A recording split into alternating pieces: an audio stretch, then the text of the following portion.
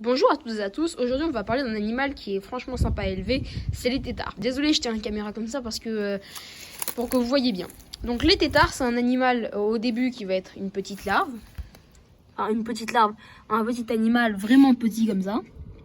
Puis il va grossir, il va avoir les pattes arrière qui vont se former. Et là ça va devenir une grenouille. Je vais vous parler de l'élevage, je vais vous dire comment il faut les nourrir, combien de temps vous pouvez les garder, si vous les gardez plusieurs générations, qu'est-ce qu'il faut faire, etc. Donc déjà on va parler de l'install.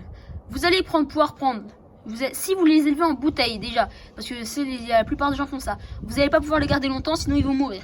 Vous les gardez 3 mois maximum et vous changez quasiment l'eau de la bouteille tout le temps. Par contre, vous laissez reposer 24 heures l'eau, sinon le chlore va rester et ça peut vraiment dégénérer si le chlore reste. C'est un peu comme les poissons. Bon, alors maintenant je vais vous parler de l'install. Donc l'install, vous avez vu, là il y a des plantes, là il y en a, et là il y a des pierres. Les pierres c'est important, les plantes c'est important, je vais vous expliquer pourquoi.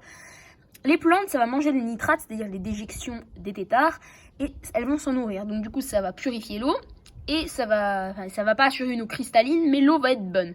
Vous n'allez jamais devoir changer toute l'eau, parce que sinon les bactéries vont partir, et là vraiment, les têtards ils vont pas aimer.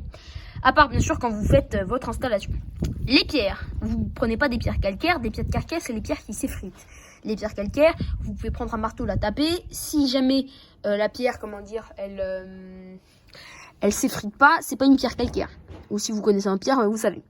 Vous prenez pas des pierres calcaires, c'est important, sinon ça peut vraiment dégénérer, ça peut leur obstruer les branchies. Les plantes, c'est important, pourquoi? Parce qu'ils vont venir se mettre sous les plantes, genre comme ça. C'est important. Ils vont peut-être s'en nourrir un peu. Ça dépend des plantes que vous mettez.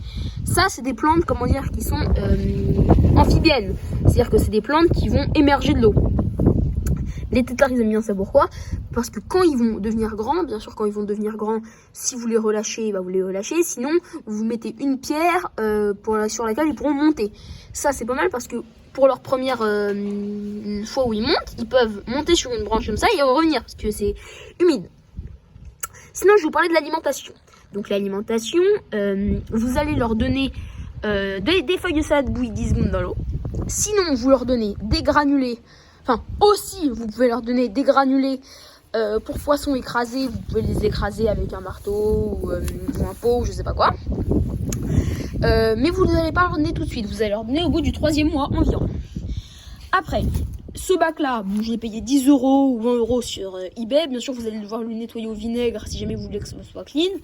Si vous vivez en appartement, vous allez devoir mettre une remplette parce que ça va booster les plantes. Ça va leur donner des couleurs beaucoup plus vives. Les pierres, j'ai oublié de vous dire ça, les pierres, on ne les bouge pas. C'est une règle simple, stricte. Vous choisissez votre installation et vous ne la bougez plus. Vous mettez pas de sable parce que sinon, le sable, quand vous allez remuer l'eau, ça va rentrer dans les branchies. Donc vraiment, ne faites pas ça. Vous laissez là, vous collez pas les pierres au bord. Vous allez devoir laisser au moins, 10 mm. 1 cm, on vient dire. 1 cm, parce que 10 mm, normalement, ça suffit, mais ils peuvent se dire qu'ils peuvent rentrer quand même.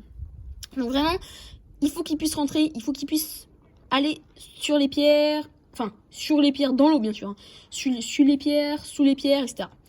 Quand ils vont grandir, vous allez devoir leur mettre une berge, je vous l'ai déjà dit tout à l'heure, mais vous n'allez pas pouvoir garder cette install. Si vous voulez mettre plus d'eau, parce que là j'ai des plantes qui vont un peu vouloir émerger, donc là j'ai mis cette quantité d'eau là. Si vous voulez mettre plus d'eau, d'accord, mais pendant 3 mois environ. Après vous allez devoir baisser le niveau d'eau et mettre des berges. Vous allez devoir varier leur alimentation, leur donner peut-être des verres de farine, des trucs comme ça, des proies vivantes, ou alors des granulés pour poissons. Ils vont s'y habituer. Vous allez devoir peut-être les rouler dans une plante ou dans de l'algue qu'ils connaissent. Et ensuite, vous allez pouvoir enlever progressivement ça.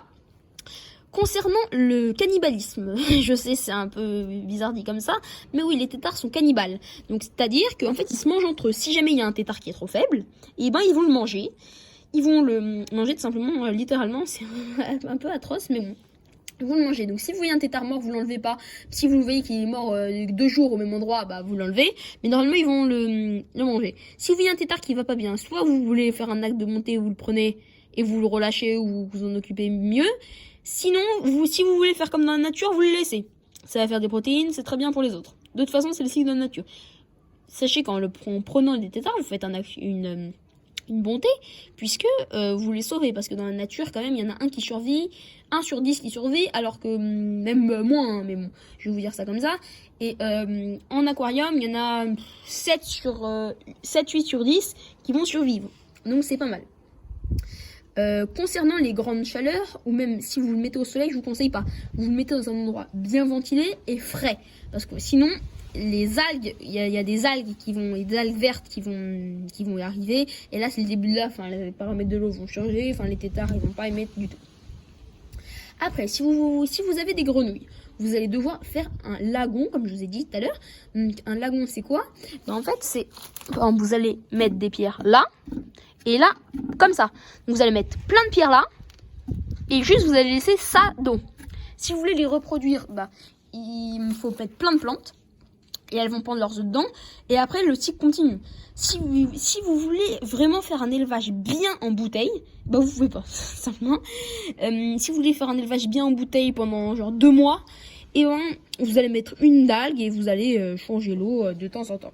Et il me reste plus qu'à vous souhaiter une bonne journée, à vous remercier d'avoir regardé la vidéo. Abonnez-vous s'il vous plaît, si vous voulez, si vous avez aimé la vidéo, vous likez si vous avez aimé. Et il va y avoir des nouvelles vidéos très bientôt, 100% dédiées aux animaux. Ciao!